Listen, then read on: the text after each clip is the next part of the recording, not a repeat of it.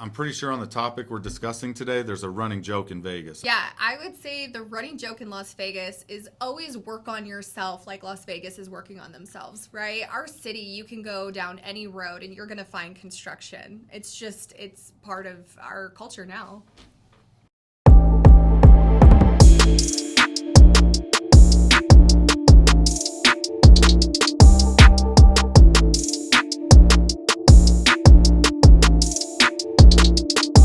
Welcome back to the James Urrutia Show, where we dive into the pressing issues of our time with passion, insight, and a healthy dose of personality, of course. I'm your host, James Urrutia, and today we're tackling a topic that hits home to very many of us here in Clark County, Nevada.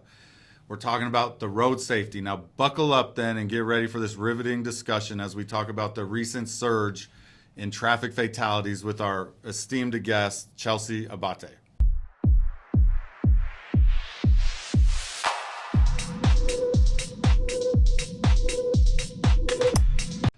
Welcome back, folks, to another enlightening episode of the James Urrutia Show. I'm James Urrutia, and today we're diving into the recent surge of traffic fatalities in Clark County, Nevada. Joining me is Chelsea Abate.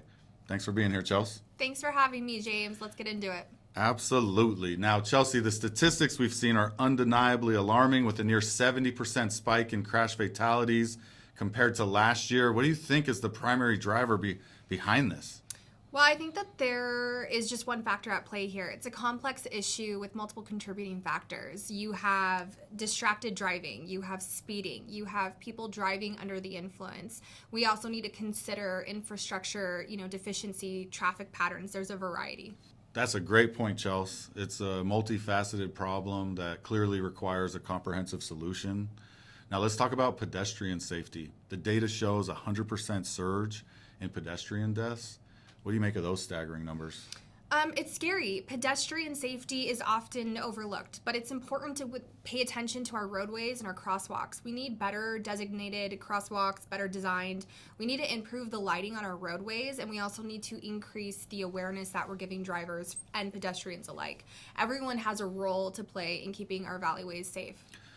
I really couldn't agree more. Now there's another issue, clearly impaired driving also. And the statistics show that there's a significant portion of fatal crashes are because of impaired drivers. How can we address this persistent problem and reduce the number of impaired driving incidents? I think education's key. We need to raise awareness about the dangers of impaired driving and ensure that the consequences for those who choose to drive under the influence is severe enough to get our point across. This includes implementing stricter penalties for offenders, providing resources for rehab and support. I think, if we could implement some kind of coroner program where they're going there as part of getting your driver's license when you're young, that also might help. They have the coroner's program after people get DUIs, but I think if we could implement that as part of the structure and teaching people how to drive safe when they're getting their license, I think that could have lasting effects to teach them to drive better and be more aware. Now, there's also an issue. Again, the statistics are showing an increase of motorcycle crashes and fatalities as well. What do you think about that? I think it's really sad. My husband has a motorcycle that we enjoy taking out and going and traveling around the city, but I get scared every time I get on it because so many drivers are negligent. They're not paying attention. We've had a few close calls, and I'm reading in the newspaper, every month we're getting a few fatalities, and it's really just, I think, a combination of drivers not paying attention to riders out there, not aware of their surroundings because they're distracted with their phones or whatever they're doing and they're in a rush. I also think it's a combination of our riders needing to drive safer and not cutting, not going in between the cars, and just both parties obeying traffic laws, I think would really minimize the amount of people that we're losing. Yeah, everyone needs to be more of a defensive driver where there's going to be any real long-term solutions. And so it starts with us as driving. And so those are all great points, great suggestions. Do you have any last thoughts about driver safety based on your experience? Yeah, I think looking at most of the accidents, they're avoidable, right? If our drivers start paying attention to their speed, if our drivers start paying attention to the drivers around them, if you do use those defensive driving tactics and you're trying to preempt any issues on the roadway, that'll help you with your reaction time. That'll help you be more alert, and I think that we could see a lot less accidents. Appreciate all your thoughts. I think those are great points. All right, now let's take a look at some more statistics, Chelsea. The data also shows and highlights there's an increase in motorcycle fatalities. What measures do you believe could help improve motorcycle safety on our roads? Motorcycle safety is a critical issue, right? So we need to invest in rider education programs. We need to promote the use of proper safety gear. That's huge. We also need to enhance our infrastructure to accommodate motorcycles, right? This includes things like designated motorcycle lanes, improved road surfaces to reduce the risk of accidents. Great suggestions. And think about two motorcycle cases I've had recently. One where the pavement was uneven, and so when the motorcycle driver tried to switch lanes, he crashed because he couldn't tell that it was a higher raised. elevation. Yeah. So that's kind of a construction issue, and on that case, we ended up suing and fighting against the people who were responsible for the cones. Yeah.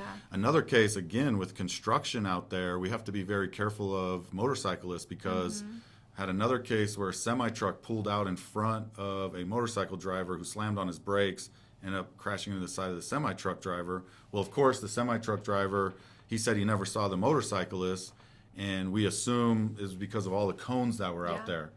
I mean, in Nevada, the running joke is that our state flower is a traffic cone, right? And that's because we are consistently having our roadways restructured for the growth that our valley's seeing. And because there's so much construction, and because of not only that, the weather factors, I would say too, things are getting moved around out there. And if they're not coming back to replace those cones in a safe manner that drivers can, access the roadways the right way without having to swerve, or they're not narrowed lanes down, I mean, I think that would be a huge role in making sure that our roadways are safer. But yeah, I mean, if they're going through construction zones, it's very hard if the cones are not properly placed out there.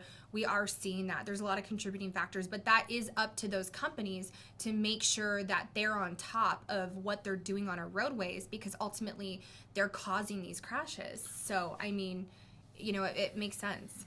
Listeners and followers, please be careful when you're driving in these construction zone areas. It's very easy to miss a motorcyclist, a bicyclist, a pedestrian when there's all these cones on the road and all this new signage. Have to be very, very careful, be defensive. We don't want to become another statistic in Clark County being involved in another fatal crash. All right, so thanks again, Chelsea, for being here. Thank you. We really appreciate it.